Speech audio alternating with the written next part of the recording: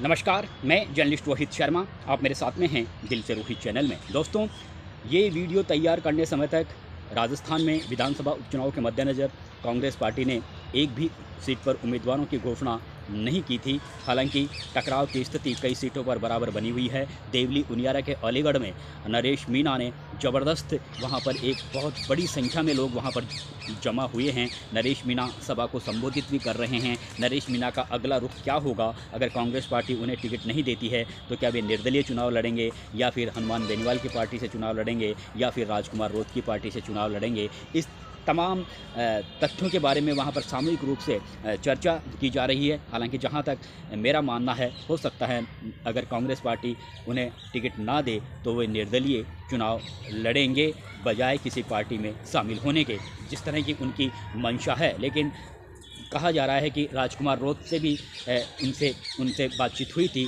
हनुमान बेनीवाल की वो काफ़ी तारीफ़ करते हुए कई बार सुने जाते हैं, तो हो सकता है हनुमान बेनीवाल भी उन्हें अपनी पार्टी से चुनाव लड़ने के लिए आगे बातचीत हो। लेकिन अभी तक ऐसी कोई स्थिति क्लियर नहीं हुई है। लेकिन जिस तरह से सभा में वहाँ पर बड़ी संख्या में लोग जमा हुए हैं, बड़ी संख्या में वहाँ पर युवा ब्रिगेड जमा हुई है, उससे निश्चित रूप से कांग्रेस पार्टी के रणनीतिकारों की को ये सोचना पड़ेगा कि टिकट अगर वो नरेश मीणा से हटकर किसी अन्य व्यक्ति को टिकट देते हैं, जिस तरह से कहा जा रहा है कि कस्तूरी चंद मीणा का नाम भी वहाँ पर टॉप पर चल रहा है, नरेश मीणा का भी नाम भी है, हरीश मीणा के जो बेटे हैं हनुमंत मीणा का नाम भी है, नमो नारायण मीणा भी वहाँ से उनकी दावेदारी है। लेकिन नमो नारायण मीणा को ऐसा लगता नहीं है कि उन्हें टिकट मिलेगा, राम नारायण मीणा को भी ऐसा लगता नहीं है कि उन्हें टिकट मिलेगा। और जिस तरह से इस तरह के राजनीतिक हलकों में भी चर्चा है कि नमो नारायण मीणा से नरेश मीणा ने भी बातचीत की है। एक वीडियो नमो नारायण मीणा का वायरल हो रहा है, उसमें बाकायदा उन्होंने हरीश मीणा के प्रति गुस्सा जाहिर किया है। हरीश मीणा उनके छोटे भाई हैं, लेकिन उस वीडियो में वो कहते हुए नज़र आते हैं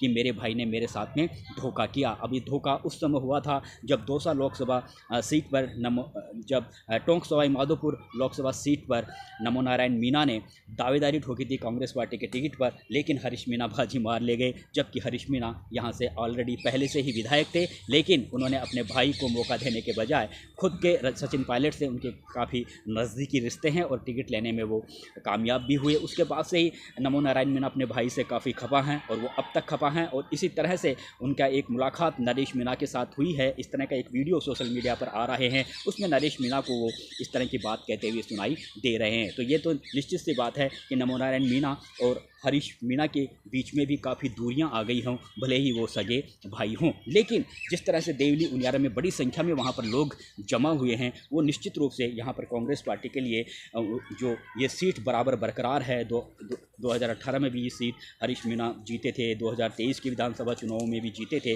तो कहीं ना कहीं इस बार अगर नरेश मीणा यहाँ से चुनाव लड़ते हैं, कांग्रेस पार्टी उन्हें टिकट देती है तब तो ठीक है, अदरवाइज उन्हें टिकट नहीं देती है तो ये तो तय है कि वो चुनाव लड़ेंगे। लेकिन अभी तक ये क्लियर नहीं हो पाया है, जब तक मैं ये वीडियो तैयार कर रहा हूँ, कि तब तक ये तय नहीं हो पा रहा था कि वो किसी पार्टी के बैनर के तले चुनाव लड़ेंगे या फिर निर्दलीय। लेकिन वो चुनाव जरूर लड़ेंगे, और अगर वो चुनाव लड़ेंगे तो निश्चित रूप से यहाँ पर कांग्रेस पार्टी के वोट कटेंगे, बीजेपी के वोट भी कट सकते हैं और रोचक मुकाबला हमें देखने को मिल सकता है। और कोई बड़ी बात नहीं, नरेश मीणा ये सीट निकाल भी ले, क्योंकि जिस तरह से एक सहानुभूति की लहर उन्हें का फ़ायदा उन्हें मिल सकता है। और भारतीय जनता पार्टी में जिस तरह से राजेंद्र गुर्जर और विजय भैंसला के बीच आपस में जो लड़ाई चल रही है, तनातनी चल रही है, उसका फ़ायदा भी नरेश मीणा उठा सकते हैं। और नरेश मीणा को मीणा समाज के वोटरों के अलावा अन्य जाति और बिरादरी के मतदाताओं के भी उन्हें वोट मिल सकते हैं, युवा ब्रिगेड उनसे जुड़ सकती है। लेकिन सबसे बड़ी कमी नरेश मीणा के सामने यही रहेगी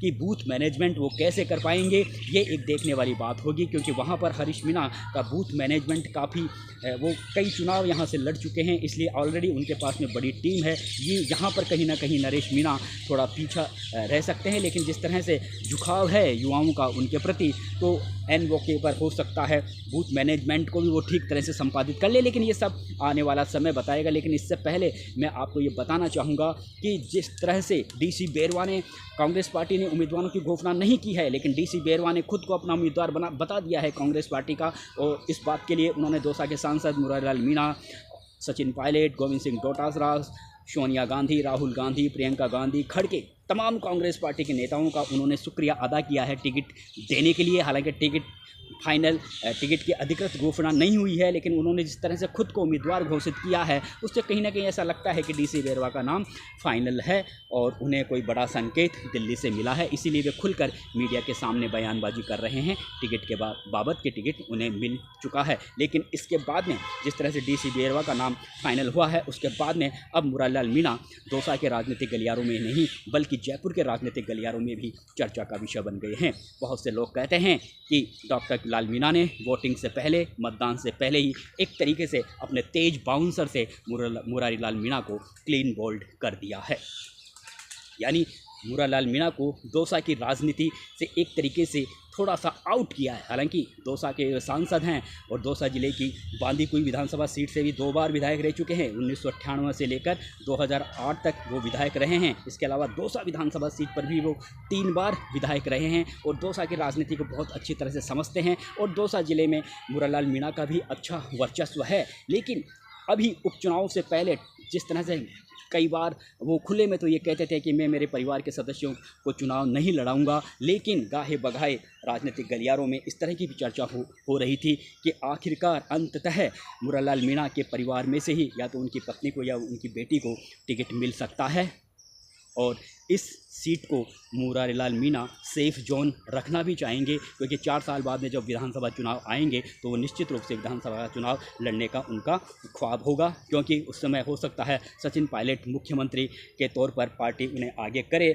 और अगर पार्टी को बहुमत मिलता है और अगर वो वहाँ से चुनाव जीतेंगे तो निश्चित रूप से फिर से वो मंत्री पद हासिल कर लेंगे। तो वो इसको सेफ जोन रखना चाहते थे और सेफ जोन तभी रह सकता है जब उनके परिवार का कोई सदस्य चुनाव लड़े और चुनाव जीते, और अगर परिवार से अलग कोई किसी व्यक्ति को टिकट दिया जाता है और वो अगर विधायक बन जाता है तो फिर दोबारा से टिकट हासिल करना मुरारीलाल मीणा के लिए काफ़ी मुश्किल भी हो सकता था। इसलिए राजनीतिक गलियारों में चर्चा थी कि मुरारीलाल मीणा इस सीट को छोड़ेंगे नहीं और अपनी पत्नी या बेटी में से किसी को एक को जरूर टिकट दिलवाएंगे। लेकिन अब डीसी बेरवा का नाम फाइनल है तो उसके बाद में अब लोग ये भी चर्चा करते हैं कि हो सकता है मुरारीलाल मीणा को लोकसभा चुनाव के बाद से ही ये अंदेशा हो गया था कि डॉक्टर लाल मीणा उपचुनाव में हर हाल में दौसा विधानसभा सीट पर जब ये सीट खाली होगी तो वहाँ पर जगमोहन मीणा को भाजपा का टिकट दिलवा कर ही रहेंगे, क्योंकि वो दौसा की राजनीति को बहुत अच्छी तरह से समझते हैं मुरारीलाल मीणा और भारतीय जनता पार्टी की वस्तु स्थिति का भी उन्हें बहुत अच्छी तरह से आंकलन है। डॉक्टर लाल मीणा के वर्चस्व का, उनकी राजनीतिक शक्ति का,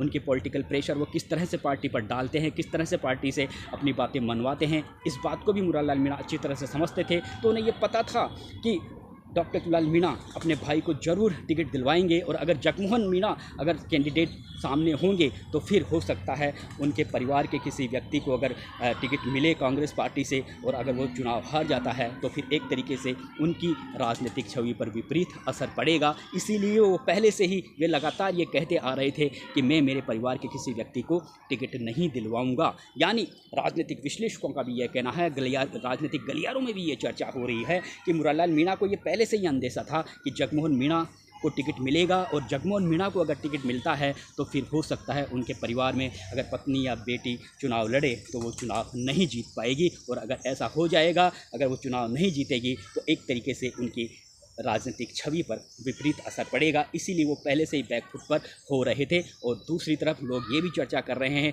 कि डॉक्टर लाल मीणा ने चुनाव से पहले, वोटिंग से पहले ही मुरारीलाल मीणा को एक तरीके से अपने तेज बाउंसर से क्लीन बोल्ड कर दिया है। अब ये एक डॉक्टर लाल मीणा भी एक मंझे हुए राजनेता माने जाते हैं, कुशल खिलाड़ी हैं राजनीति के। अब ये तो आने वाला समय बताएगा कि इस सीट पर कौन जीत हासिल करता है, डीसी बेरवा को जीत मिलती है या जगमोहन मीणा को जीत मिलती है। लेकिन ये बिल्कुल तय है कि जगमोहन मीणा यहाँ पर इस समय जिस तरह के दौसा के राजनीतिक हालात थे, दौसा भारतीय जनता पार्टी के जो हालात थे, उन हालातों में और जातिगत समीकरण में जगमोहन मीणा से कोई मजबूत कैंडिडेट यहाँ पर था ही नहीं, क्योंकि लगातार 2 चुनाव शंकर शर्मा भाजपा के कैंडिडेट के तौर पर यहाँ से चुनाव हार रहे थे। शंकर शर्मा ब्राह्मण थे, जनरल में आते हैं, लेकिन चुनाव वो लगातार हार रहे थे। तो इसलिए जगमोहन मीणा और भी बहुत से नेता थे, लेकिन उनमें इतनी शायद काबिलियत नहीं थी कि वो सीट को निकाल सके, क्योंकि कांग्रेस पार्टी का ये गढ़ मानी जाती रही है ये सीट। मुरारलाल मीणा का काफ़ी ज़बरदस्त वर्चस्व है, इसलिए भाजपा को यहाँ पर एक मजबूत कैंडिडेट की तलाश थी और उसमें जगमोहन मीणा सबसे मजबूत कैंडिडेट है, इसमें कोई दो राय नहीं है। अब वो जीतेंगे या नहीं जीतेंगे वो आने वाला समय बताएगा, लेकिन मुरारलाल मीणा के बारे में ये ज़रूर बात होने लगी है कि कहीं ना कहीं जगमोहन मीणा के या फिर डॉक्टर किरोड़ीलाल मीणा के आगे उन्होंने कहीं ना कहीं सरेंडर ज़रूर किया है। और ये सरेंडर का अंदेशा उन्हें उसी समय हो गया था जब राजस्थान में लोकसभा चुनाव कंप्लीट हुए थे और वो सांसद बन गए थे। और उसके बाद में जिस तरह से, क्योंकि वो जानते थे कि 2 साल लोकसभा चुनावों में भी जगमोहन मीणा के लिए डॉक्टर किरोड़ीलाल मीणा ने टिकट की मांग की थी, लेकिन टिकट नहीं मिला था। तो मुरारलाल मीणा ये अच्छी तरह से जानते थे कि विधानसभा उपचुनाव में डॉक्टर किरोड़ीलाल मीणा किसी भी तरह से, चाहे वो जिस तरह से उन्होंने मंत्री पद को ठुकराया और लगातार वे एक तरीके से बराबर जो मुद्दे गहलोत सरकार के समय उन्होंने उठाए थे वो मुद्दे वो लगातार उठा रहे थे। और बराबर जिस तरह से राजनीतिक गलियारों में भी चर्चा होने लगी थी, मीडिया में भी चर्चा होने लगी थी कि डॉक्टर किरोड़ीलाल मीणा नाराज़ हैं, सरकार से नाराज़ हैं, भाजपा से नाराज़ हैं, ये सारी खबरें दिल्ली तक पहुँचती थी। और दिल्ली वाले भी ये जानते हैं कि डॉक्टर किरोड़ीलाल मीणा एक संघर्षशील राजनेता हैं, काफ़ी संघर्ष किया है उन्होंने 5 साल से। और अगर उनकी नाराज़गी को अगर दूर करना है तो अगर जगमोहन मीणा को टिकट दे देंगे तो कहीं ना कहीं बाबा शांत हो जाएंगे, किरोड़ी शांत हो जाएंगे। तो इस बात का मुरारलाल मीणा को पहले से अंदेशा था और इसीलिए वो बार बार बहुत पहले से ये कह रहे थे कि मैं मेरे परिवार के किसी सदस्य को चुनाव नहीं लड़ाऊंगा, क्योंकि वो भी ये जानते हैं कि येन केन प्रकरण डॉक्टर किरोड़ीलाल मीणा आखिरी में अपने भाई जगमोहन मीणा को टिकट दिलवाने के साथ साथ उनकी जीत के रास्ते भी आसान बनाएंगे। और अगर जगमोहन मीणा के सामने उनकी पत्नी या बेटी अगर चुनाव लड़ती है तो शायद बहुत मुश्किल होगा चुनाव जीतना। और इसीलिए वो बार बार पहले से ही कह रहे थे कि मैं मेरी पत्नी और बेटी को चुनाव नहीं लड़ाऊंगा। हालांकि डीसी बेरवा कांग्रेस पार्टी के दौसा में काफ़ी अच्छी छवि है उनकी, काफ़ी सक्रिय नेता रहते हैं, जीत का बराबर वे भी दावा करते हैं। एससी कैंडिडेट हैं, अगर एससी कैंडिडेट एससी समुदाय के वोटर भी बहुत ज़्यादा हैं, मीणा समुदाय का अगर उन्हें सपोर्ट मिलता है तो और भी काफ़ी मीणा समुदाय